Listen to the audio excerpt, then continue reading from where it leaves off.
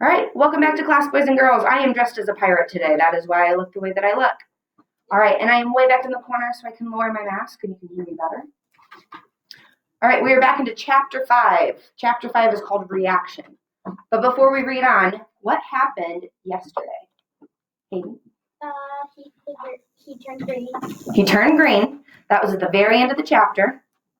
He made the milkshake and he just put like a big chunk of liver.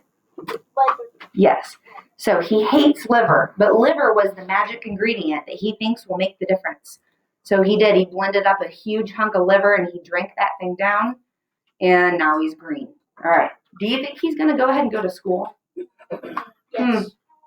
Look at the cover. Let's find out. I do. All right, Chapter 5, Reaction. My folks drove me right to the hospital. Grandpa didn't want to go with us. He just laughed and went back to bed, saying that what I needed was a green thumb, not some greenhorn doctor. At the hospital, I was examined by a tall, skinny doctor whose eyes were so close together, his eyebrows touched. Although I've never seen anything quite like this before, he told my parents. All tests show your son to be in excellent health. I would say you have nothing to worry about. Nothing to worry about, gasped my mother, putting her arms around me. Then why does he look like this? You mean the green color? I honestly don't know. But, said my father, you're a doctor. So, we don't know everything. I've told you, all of you, I spoke up. I've solved the mystery of human photosynthesis. Yeah, he has quite an imagination, doesn't he? Said the doctor, wiggling his eyebrows as he talked. I'm afraid so, said my mother. It's his grandfather, said my father. He's always encouraging him. Imagination? I said, holding up my green arm. What do you call this? Probably nothing more than an allergic reaction to something you ate, said the doctor. It should clear up in a few days. Should I keep him home from school? My mother asked. No reason to do that, said the doctor. Allergies aren't contagious. Okay, I want to pause to think. Raise your hand if you would go to school if you were green. Raise your hand if you would not go to school if you turned green. All right, it's kind of a mix. When we got home, it was just starting to get light. We live on a hill with a beautiful view of the city below. As Dad pulled the car into the driveway, I could see the sun peeking its head up over the horizon. It was such a beautiful sight, I found I couldn't take my eyes off of it.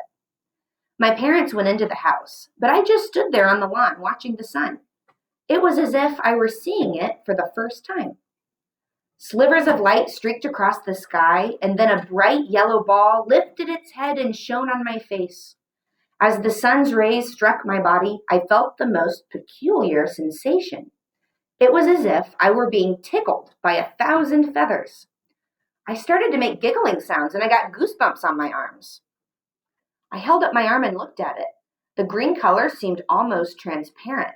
I swear I could see my veins and the blood flowing through them. Honey, said my mom from the front door, come in and wash up for breakfast. In a minute. I kept my face in the sun. I felt so good at that very moment, I didn't want it to end. I could sense the grass and other plants around me coming to life. I belonged outside with them, in the sun, not indoors. Okay, why do you think he's feeling like that? Quentin? It's like how a flower gets his food. Yeah, do plants like to be in the sun? Yes. So if he truly is turning himself into more like a plant, maybe that's why the sun feels so good. Hudson? And also he's like, yeah, because if they have a privacy fence, like no one can even see him. So like, he's probably like, because it gives sun, rain, and the soil, it gives plants food, and he's probably getting fed automatically. Yeah, that's why I think he's saying, I belong out here with all these other plants. I heard my mother raise her voice. Come in the house this minute. If I were him, I'd get moving. Okay, I answered, and I started to walk towards the house. But after a few steps, I stopped. I turned and faced the sun again. The sun felt so good. I vaguely remember my mother running over to me and giving me a swat on the rear end. When I say move it, but I didn't move. I stayed right there. I remember hearing my own voice then, trying to explain to my mother about the sun. My voice sounded strange, like it belonged to someone else. Then there was laughter. I was laughing. My father came into view. He took hold of one of my arms and pulled. I fell over into the wet grass. My father threw me over his shoulder and carried me into the house. The moment we were inside, out of the sun, I came to my senses. I still felt a little dizzy, but that was about all. Are you all right, son? Asked my father. I'm fine now, thanks, I said.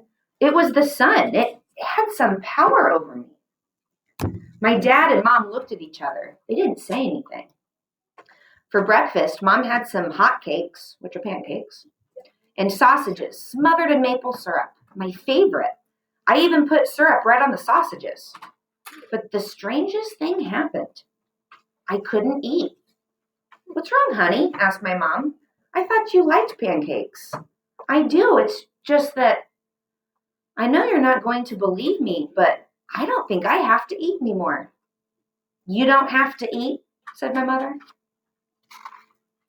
You see, I started to explain, now that I've solved the mystery of human, eat your breakfast, snapped my father, looking over the top of the newspaper he was reading, right now. I put a big mouthful of food into my mouth, but I couldn't chew it. I tried, but I just couldn't do it. My father looked over his paper again. Swallow it, he commanded when he saw my cheeks puffed out. I shook my head no. Before my father could say anything, I got sick, but I was able to get to the bathroom in time. The school bus came at 7:30. Somehow, my body had gotten used to the sun, for I was able to go outside without becoming paralyzed. The sun still felt good. In fact, when it warmed my face, I couldn't help smiling. I played with waffle and lamb chop on the front lawn until I saw the bus coming. Then I ran across the street and hopped on. All right, think about this. He's green. He's not been green in the past. What do you think the kids on the bus are going to do?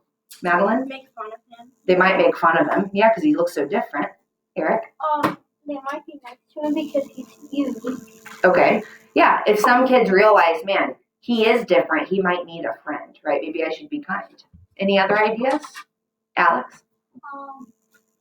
Some people may be rude and like maybe and stuff. Yeah, I agree. Some people would not be able to see a green person and be kind. So let's see what happens. There are kids at our school with brown skin and kids with black skin and kids with white skin, but I knew that a kid with green skin would just be too much. Boy, was I right. The moment I stepped onto the bus, the place went crazy. The kids started laughing their heads off, and they wouldn't stop laughing. Barry Kramer laughed so hard, he slipped off his seat and onto the floor of the bus. It was only after Ivan pulled the bus over to the side of the road and threatened to throw the next kid off who dared make a sound that they stopped. What's wrong with you? Whispered Peggy Applegate from the seat right behind me. Nothing's wrong with me, I whispered back. Then why do you look like that? It's part of my science project. But I thought your project was on lipstick. It was, but I'm doing something else. You mean human photosynthesis? That's right. What are you supposed to be?